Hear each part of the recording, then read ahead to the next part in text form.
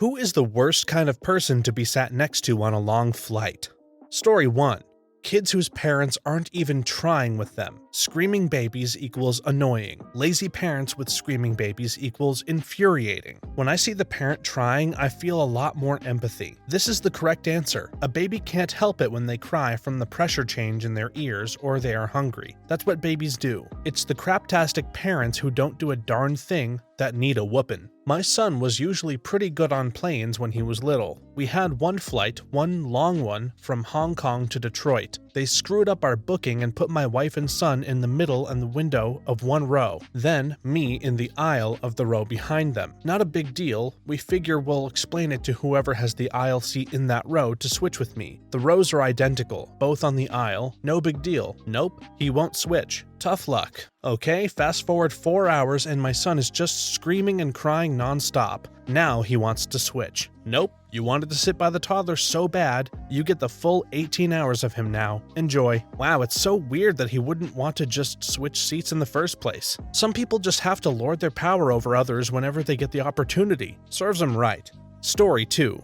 I once sat next to a man who smelled terrible, like a zoo animal. He was wearing a suit and tie and was visibly nervous and had sweat dripping down his face. The only item he was carrying was a Bible that he kept occasionally looking at during the 4 to 5 hour flight. Then there was one time I was on a very hot plane on the tarmac, and the German woman next to me smelled horrible and lifted her arm to wipe her armpit with a napkin, and I just wanted to be removed from the planet. I sat behind and across the aisle from a guy on a 2-hour flight who kept farting the rankest farts. After several of them, I finally said out loud, "What the heck? Nasty." Just loud enough for him to hear and looking right at him. He stopped farting after that. They were silent but deadly, so I think he thought no one could tell who it was. But I had been upgraded to first class on this little regional jet, and it was just the two of us up there. I feel so bad for laughing while reading these. My heart weeps for all of you, but I also couldn't help but find the sheer grossness humanity is capable of amusing. People who can't keep to the standards of basic hygiene should be put on the do not fly list. They are a danger to everyone around them. I would go so far as to even call them terrorists. Okay, maybe not that far, but seriously, you can't buy a stick of deodorant at the airport convenience store? Story 3.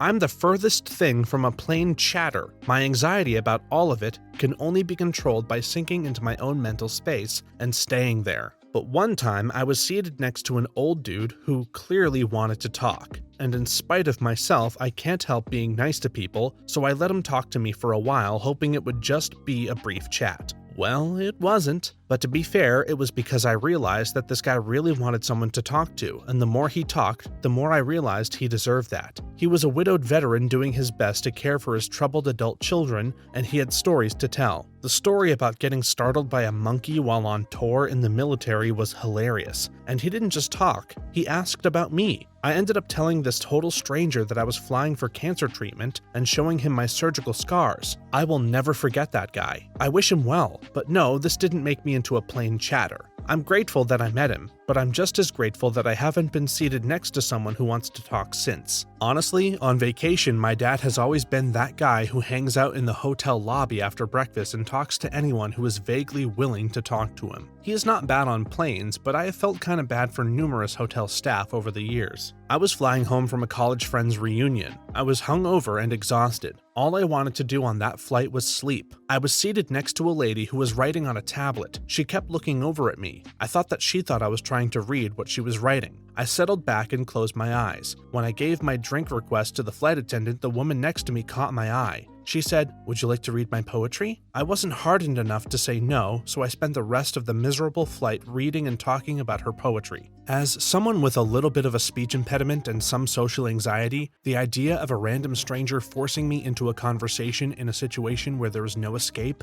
fills me with total fear and loathing. Story 4.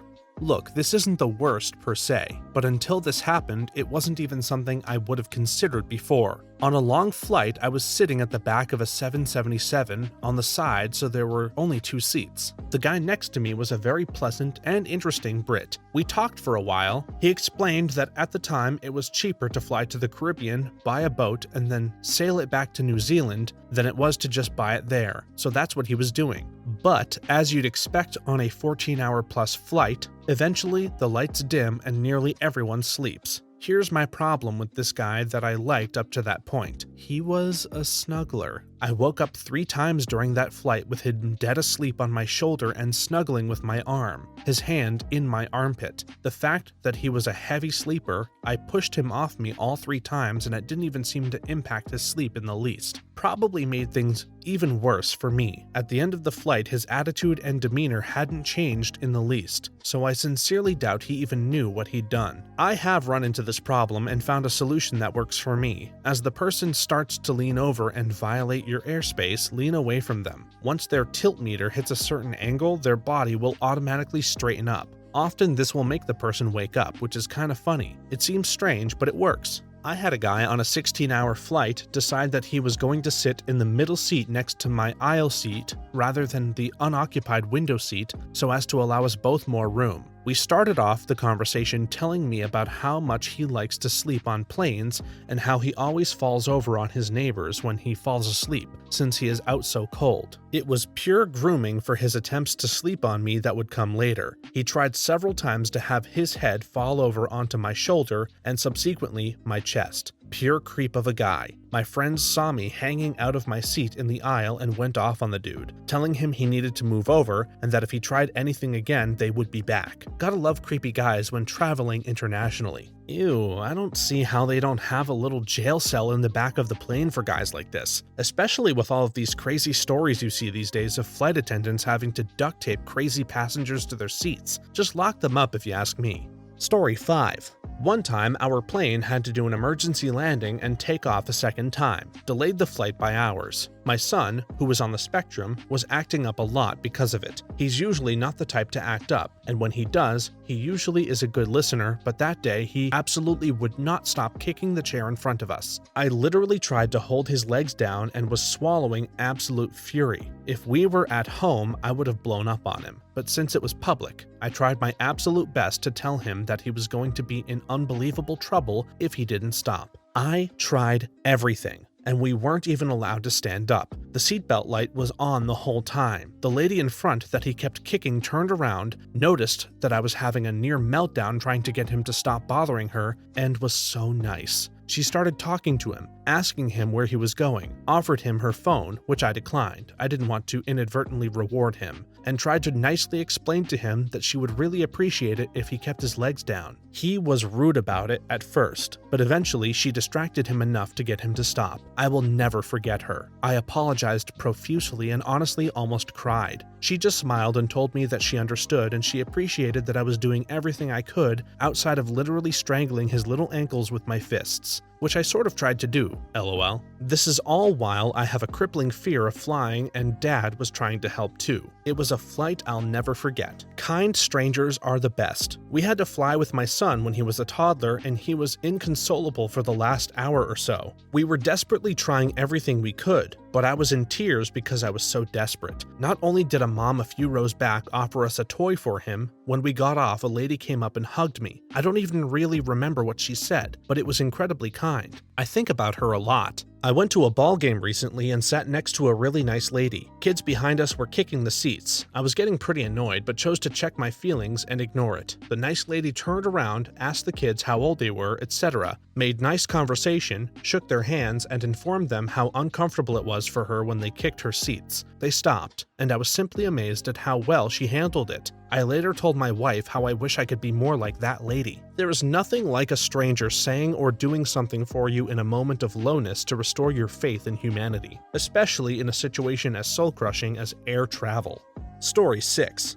I was flying back home from a work conference in Denver once. I had a hangover from socializing the night before, but was otherwise in a good mood. The plane was delayed, and while waiting at the gate, the lady next to me struck up a conversation. She was wearing a cat cardigan, cat paw print leggings, a cat backpack, and cat earrings, and she was carrying a book about cats. She told me she'd been in Denver for a cat show. Who knew that was a thing? She was nice enough, but definitely eccentric, and would not stop talking. Eventually, we were allowed to board and she sat right next to me. On boarding, she picked up a carry crate containing her cat, which she slid under her seat. I was not aware you could do this. Again, who knew? She tried to keep talking incessantly about cats, and normally I'd be polite and at least half listen and nod. But my hangover was getting worse, so after 30 minutes or so, I put in my headphones and proceeded to ignore her. Soon after we hit some turbulence, her poor show cat, whose name I've since forgotten, peed everywhere. The smell of cat urine pushed my hangover into migraine territory, prompting a visit to the airplane toilet to vomit. The cat proceeded to meow and wail the duration of the flight. Definitely my worst flight experience. I didn't speak to the lady, but I flew into Denver from Seattle a few months ago. Some lady had a cat that meows the entire time in the terminal and on the plane. I had good headphones, so not the worst. Myself and a few other passengers had spoken while in the terminal and formed a small friendship over the craziness of the situation.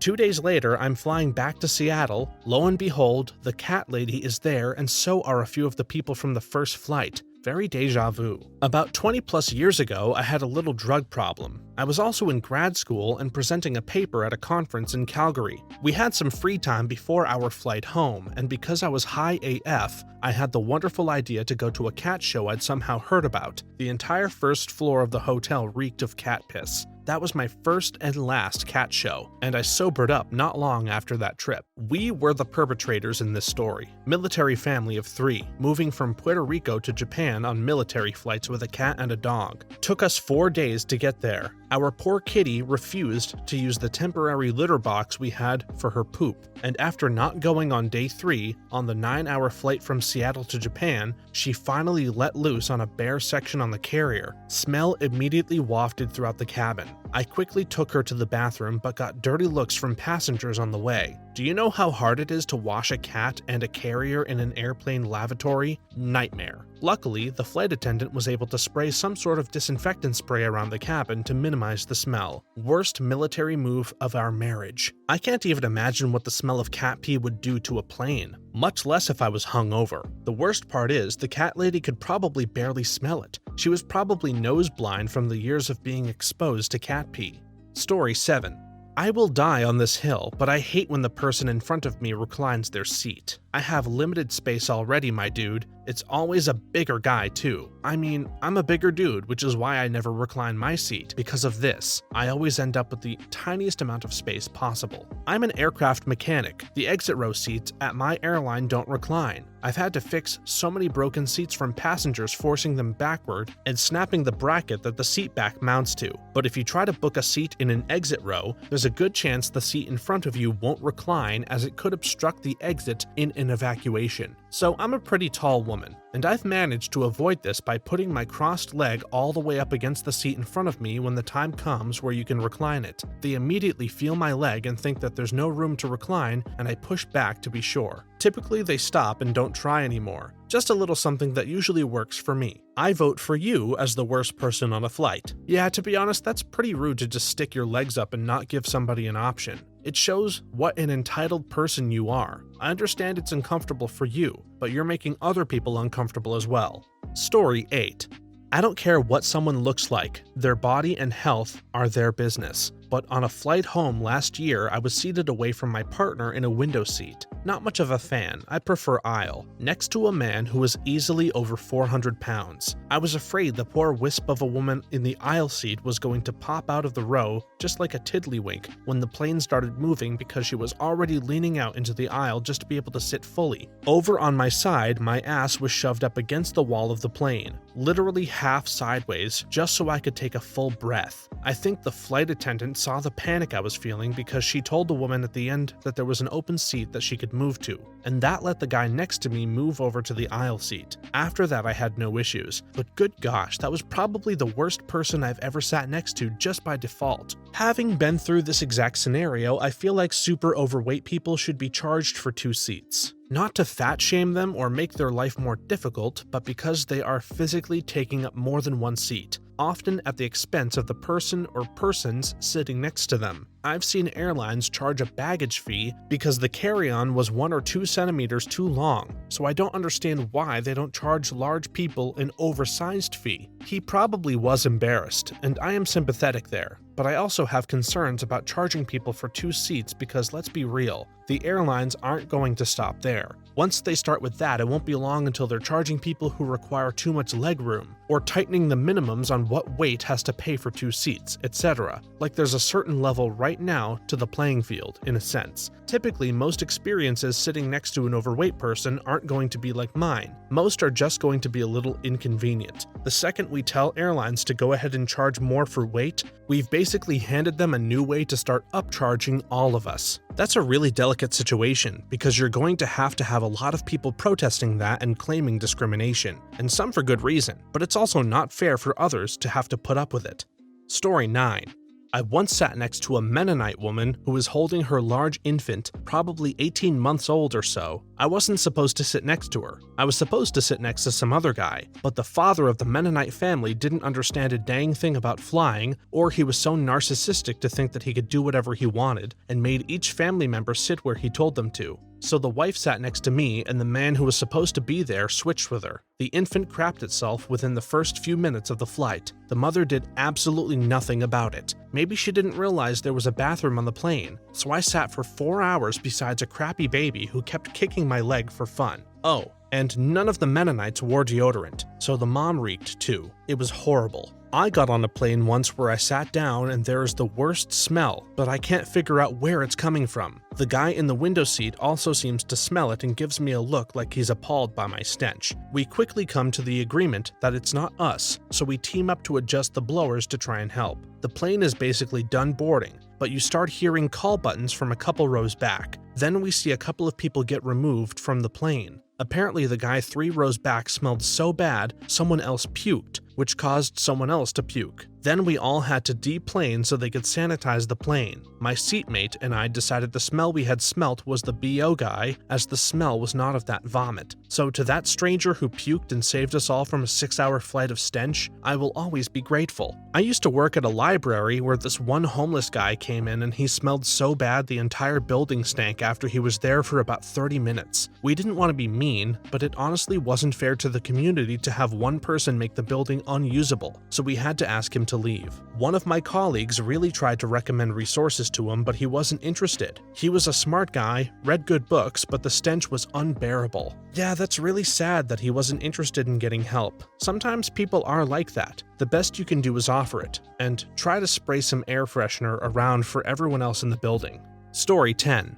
A coworker and I were once in the aisle with a large trash cart doing garbage pickup. Before we realized what this man had dropped in there, the stench of the leaking colostomy bag smacked us right in the face. OMG, that's hazardous waste. Should have tied the bag off, handed it back to him and told him to dispose of it. There's no words. We had just gotten off a flight from Glasgow to Barcelona, and me, my daughter, and her friend went to the toilet like you do, and as we're in the cubicles, suddenly a stench builds. I can't even describe this smell other than it was built from a someone has a bad stomach to, oh, someone has died in one of the cubicles. My only guess is that someone was trying to empty their bag after the flight and somehow missed the toilet before disposal, or a cleaner somehow burst one. This has to be what a corpse smells like. Needless to say, we were ushered out of the toilet area and it was closed off. That's one terrible thing about a plane. Everybody poops and they all have to go in the same horrible little closet of a toilet.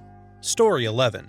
Years ago, we were about an hour into a flight. The guy next to me opened a greasy bag full of buffalo wings. He proceeded to spend the next 45 minutes eating an entire bag of room temperature wings with his fingers, complete with multiple dips in blue cheese sauce for each wing. Licking his fingers, small burps, the smell was unbelievably strong in the enclosed area. Frank's hot sauce and blue cheese. I was in the middle seat, literally right next to him. People, wings are not a good option for airplane food. Vinegary salads, fish, shawarma, gyros, also bad ideas. He then fell asleep without washing his hands. Of course. Disgusting. Food on a plane gets super smelly. The smell seems to amplify 2 times or more. Wings have to be a total killer. I have seen people walk on with a pizza slice box. As they walk by to their seat, the smell is so powerful. Usually pizza smells good, but on the plane it's too much. Tuna? OMG, anything spicy. Yes, I hate this. I sat next to a woman about a month ago who brought some type of takeout onto a 2-hour flight. I'm not even sure what it was she had, but it had a strong odor. The smell, which might not normally bother me, did because it lingered and it was super strong. It didn't help that she was a super obnoxious chewer too. Made worse by the fact that I was already annoyed with her in the first place. Awful. One time my mom and sister smuggled tuna fish sandwiches into a movie theater. It stunk up the whole place. There's a reason that they don't sell tuna at the concession stand. Story 12. Children whose parents do exactly nothing to keep them in their seats. I was seated in front of a mother and 2 children, probably 6 or 8 years old, and they were basically running laps behind me, constantly bumping my seat. Now, when I say constantly, I don't mean once every few minutes. I mean it was happening every few seconds because the mother didn't make them actually sit. At one point, one of them reached their grubby little hand over the top of my seat and accidentally grabbed my hair. I'm not a confrontational person, and I probably should have said something sooner, but at that point, I was pretty pissed off, so I just turned around and shot daggers at the mother with my eyes. She got the point and finally started disciplining her children. I just don't know why it took 2 hours and a dirty look from a stranger. Maybe the child thought it was really hilarious to repeatedly scream directly into my ear because it made me jump. He ended the flight by vomiting on me. Wasn't as bad as the very chatty missionary who kept trying to save my soul over the course of a transatlantic flight. What about a fat baby with COVID? You never know when you should say something to a stranger, especially because so many people are crazy these days, but everyone has their breaking points. Story 13. The jerk who sits there and coughs the entire flight, whether they are sick or not. You know how the air on planes can be dry as hell, and just doesn't have any regard for the people around them. Don't wear a mask, don't remotely attempt to cover their mouth, don't wash or sanitize, cough whilst eating. Also the people who just drink endlessly and are constantly getting up and down. They really should have a 1 or 2 drink minimum on planes. I watched a drunk guy nearly fall into the emergency exit. He was that wasted and the flight attendants just laughed. They kept bringing him free drinks from first class. Honestly, the most terrifying flight I've ever been on, and it was a 12-hour flight. Drunks and people who are high fly 13 hours from Auckland to San Francisco, and you'll know exactly what I mean. One time, I was stuck next to this guy who looked exactly like Mr. Miyagi from the original Karate Kid, and he spent half the flight picking dead skin off of his feet and between his toes. They serve booze before the flight, during, and after, and no wonder so many people are getting dragged off the flights these days. Story 14. One time I, American, got a middle seat between an Orthodox Jewish man and a Muslim man on a flight from Istanbul to home. I love learning about other cultures, so I was intrigued at first. Then they both simultaneously took off their shoes and set their feet into my legroom. They proceeded to both take out their holy books and recite their prayers very loudly. I put in headphones and attempted to nap while the boiling pot of sweaty religious feet infiltrated the airways. The worst I've experienced was a guy who was behind me and stretched his legs out under the seat and kicked me in the ankles about 5,000 times over a 14-hour flight. Never wanted to fight someone so bad in my life. The smelly dude who puts his toes on other people's seats, takes up the middle space and stretches out too much, drinks a few too many beers and literally eats ham and meat products only to get sick and throw up, cough, and make a mess everywhere. It used to be a luxury to fly. People used to get dressed up to do it. Now you're lucky if you get home without vomit on you. Story 15. So, on this one red-eye flight, ahead of me by 2 seats and across the aisle from me sat a couple with 2 young children, maybe 5 or 6 years old. They kept tickling both of them and making them scream their frickin' heads off. The fact that it was a red-eye means that I had to try and get some sleep before we landed. I was so pissed off. All I could think to do was to yell at the top of my voice, "Hey!" The whole plane simultaneously turned around and looked at me with disgust. It was very surreal. There was a Marine sitting right next to me who told me to calm down and that they are just kids. I told him, yeah, but their jerk parents aren't. The The Marine was looking as though he was about to throttle me, but it just sort of fizzled out. I'll never forget that flight as long as I live. I sat next to a dad who was trying to entertain a 3-year-old and holding a baby in his lap. He kept shoving a milk bottle in the baby's mouth to keep it quiet. Eventually, all that milk came back out and onto my sleeve. Was on a 6-hour flight and in a middle seat, next to the window seat, and a very obese kid sat in the aisle seat. They then proceeded to take sleeping meds that caused him to pass out, that he was snoring on my shoulder and snuggling into me. The stewardess or myself was unable to wake him up, so I kept playing ping pong between my shoulder and anyone in the aisle that knocked him back. Had to crawl over him to get out, and the flight was full. Stood half the flight with the stewardess that gave me free access to the alcohol cart. Bless them. You never know when you should say something or not. You may end up the hero or you may end up the villain. Sounds like you rolled the dice and lost, my friend. Story 16.